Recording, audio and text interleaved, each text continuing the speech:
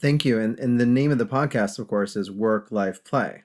So for you, you try not to see them as different buckets that need to be filled in compartmentalized times, but how do I integrate them? Are those, I don't know if you refer, they're not buckets anymore, right? They're just aspects or dimensions of your life. And it sounds like, do you try to fulfill those values each day? How, or am I thinking it too traditional with the compartmentalization?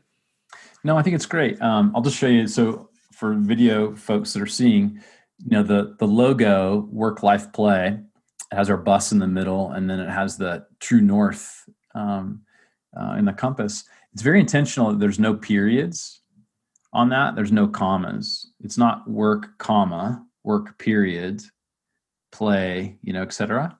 Yeah. And that was very intentional all along. And so the reason the reason I've been picking at this is because I've struggled with it. It was much easier to, in the category of work, try and keep everything in the box. And then, okay, great. My wife called. Let me step out. I'll go talk to her. I'll find out what's happening in my life category. And then I'll step back into work. And then colleague will say, hey, how you doing? Yep, fine. Don't worry about it. Let's get back into this box. And so I lived that way for a long time. And what I've discovered is that when I think of it as being fragmented as a human, as a person, as a leader, and then the way I was living my life versus integrated.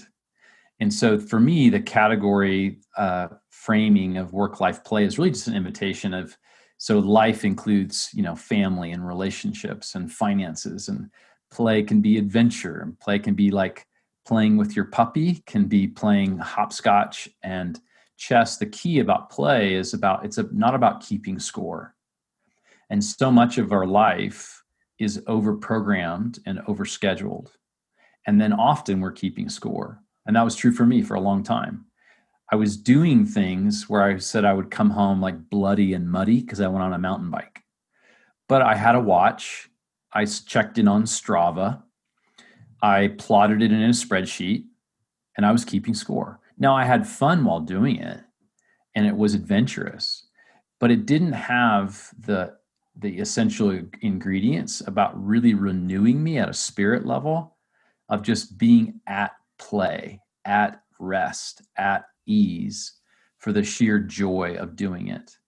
And what I find in our modern culture, and especially with executives that I work with a lot, is just play is really isolated to vacations or never.